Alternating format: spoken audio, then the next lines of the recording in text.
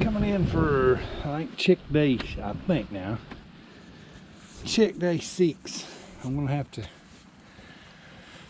5 or 6. I'll have to look at it when I get home. Got to get across the river this morning into the creek. I know I had the gray fox come back on the sandbar again last night. If I don't have it today, I am going to be hanging some snares on all the trails. We had a heck of a hailstorm last night. Was it large marble to golf ball size hail? It was scary for a little while, but getting over here, I'm going to start checking sets this morning. I'm getting to the first set of the morning, and I do have a catch on it, but it's not one of the glory species. It's just a nutria rat, but I'll get him hauled in. I'll take a look at it and get the set remade. Just a nutria, but I am on the board. And it is headed on the white sand caster mound, and nutria number 1. We are on the board. Let's see if we caught anything else down through here. It's just set number 1 of the morning. Getting to set number 2, and that's the one where I caught the otter the other day on that little crossover. It's all disturbed again. I'm going to pull the stake up here and see if we've held it. But I can tell by the way the grass and everything's destroyed. Something's come through there again. Let's see if we've got it. Looks like the nutria wanted to get out and play last night. There's nutria number 1. There's nutria number 2. On set number 2. 2 nutrias so far. Let's see what see what else the line has in store. Well, let's get into set number 3, which is a caster mound.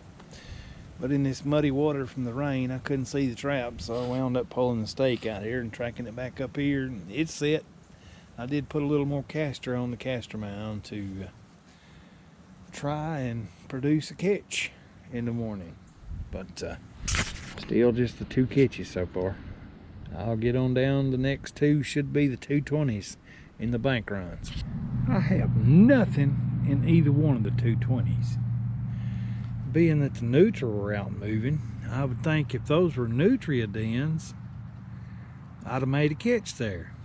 But, the 220s are still right in the mouth of both of those bank dens. Just interesting. I have nothing on the pocket set, nothing on the dirt hole sets, on the island. But I'm gonna get out here in a minute, rework all these sets, make sure they got fresh bait. That fox is still coming through every night. I'll make sure all the sets are firing, because tonight's the night he's gonna screw up and come through here, and I'm gonna be hanging some snares on the trails to see if we can pick him off that way. If we ain't getting him in the dirt holes, we'll catch him in the snare. In theory. We'll see how that works out in a minute. Since we got all that rain and this sand, it made it where the traps may or may not want to fire, but I've rebedded it. Took them a beaver foot and a little caster lure and throw it back in the hole. So see how that does. We'll move on down, make sure all sets are functioning, and put in snares on the trails I can find. Getting set number 2 redone, making sure that it's got good bait in it. And a fresh bedding job, because I mean, once you get all this wet sand rained on, it's kind of like mortar in around the trap.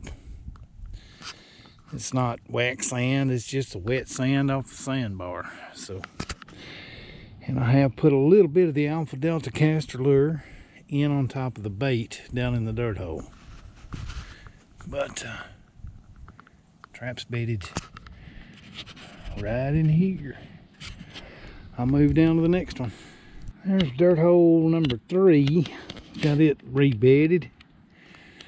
back in the sand and beaver foot and castor lure in it. I am going to throw a little grass over the top of it and make them work for it. But yeah, I can smell the castor lure coming out of the hole.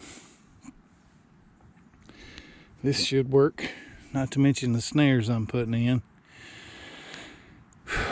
There is fresh fox tracks all over the sand after the rainstorm, so hopefully this will work tonight. I'm going to have it's going to be like a minefield. If he comes into this sandbar anywhere, he should get hooked up. We'll see. Got this trail coming right through here, coming out into the sandbar. Put this loop on the snare right there. Got it anchored off over here to one of my metal poles. I'm going to go down through here and hang snares on all the trails coming out here.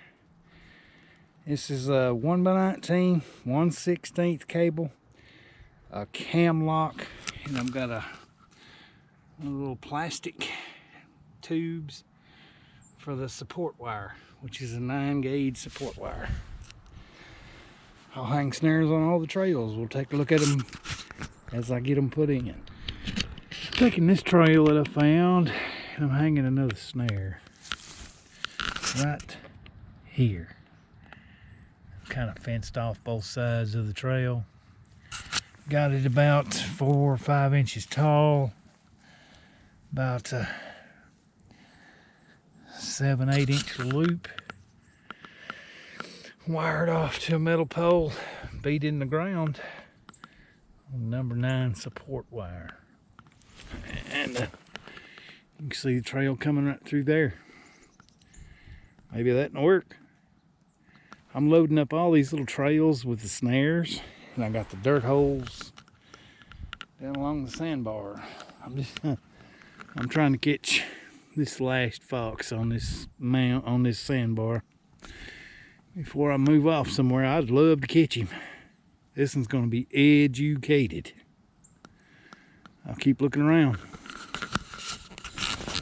I am reapplying a little bit of castor lure on this mound in hopes that this No BS Beaver Extreme catches another one. I mean, it just rained. Everything's going to be moving. Water's fluctuating. So hopefully this mound will catch beaver number 3. I caught 2 the first 2 nights it was here and hadn't done anything on it since. So it's time for something to move through here again. But the sandbar where I'm catching the fox is just right there around that little point. But I caught 2 beaver here, so I recasted it and to see how it does tomorrow. Got nothing on the dive under on the water pipe going across the creek. Nothing. Pulled it up, looked, it's still the way I put it, right in that ditch right next to that pole. Go down through here, check the sets on this side on the creek on the way out, but just paddling by, it didn't look promising, but we'll see. I hope that looks better. I shaved the bank off, put the 1.5 right next to the shaved off bank. Get a better angle of it. Right next to the shaved off bank. And put this one pencil stick just outside the dogged jaw to try to force them between the shaved off bank and the stick, which would put them right over that 1.5. That's set construction information that I got from Seldom Fails. And that man is a legend. He knows his stuff, so I'm going to listen to him. I hope that's what his intentions on the instructions he gave me for the set, because that's the way I've constructed it for now. I'm still chasing this unicorn, unicorn of a mink around, and not had a whole lot of success. I'm seeing tracks every now and then and hoping that a set like that. We'll pick him off on a, just a wild blind set. Hopefully that'll catch. This is over here where the whatever animal was doing all this digging, trying to get to the set that I had made the other day. But I have dug another pocket. It goes way back up in there. And I'm bedding 1.5, as close as I can get it to that hole. Right there. Taking a little bit of the mink lure, and I'm throwing a small piece of beaver meat back in the hole and see if that does any good. But it looks inviting. It goes way back up in there. Maybe it won't collapse like the rest of them have. Getting down to another pocket. The water had been up over this area, I guess overnight. And I have redug it. And throw the beaver foot way back in the back end of it. I've taken that rock to add it for fencing. I'm taking this number 1.5 and bedding it right in that little opening between the rock and the bank. Hopefully that'll produce. But anything, I've kind of scratched up the mud right there, so it looks like something's been coming and going. Anything coming through there after that little piece of beaver meat should go right across that 1.5. And the rule I was taught growing up by Brandy McGrew, a fur buyer in Arbor, Missouri. Anything with short legs, you set the jaws of the trap so they step between them. Anything with longer legs, bigger than like say a coon or a raccoon or anything like that, you'd set it so they would step over the loose jaw. But short-legged animals step between the loose jaw. Your beaver, your muskrat, your otter, your mink, your weasel, and anything with longer legs step over the loose jaw. That's just the way he taught me, and yeah, seems to have worked. I see a lot of it's just personal preference on the way you want to set your jaws. But longer legged animals, to me, you step over the jaw. Short legged animals, you step between the jaw. Gives you more surface area to catch. I'm gonna keep moving. Looking at another blind set. I got shoved underneath this vertical face right underneath that grass. All the mink that come up through here should go right down the edge of this bank. And right there, I have looks like a Fleming 1.5 shoved into the mud. It's deeper than what I wanted it to be, but it's right next to that vertical wall. Still trying for mink. Just the 2 catches today. 2 pretty nice nutria rats, or what I call water possums. Because when you don't catch nothing else, you'll at least catch one of these. And I'll get them home, get them skinned, fur put up. They're worth a couple bucks when you can find a buyer. I used to trap for them, and yeah, it's about like catching muskrat, only much bigger. Worth about the same as our southern muskrats. I'm gonna get out of here for the day. Thanks for following along.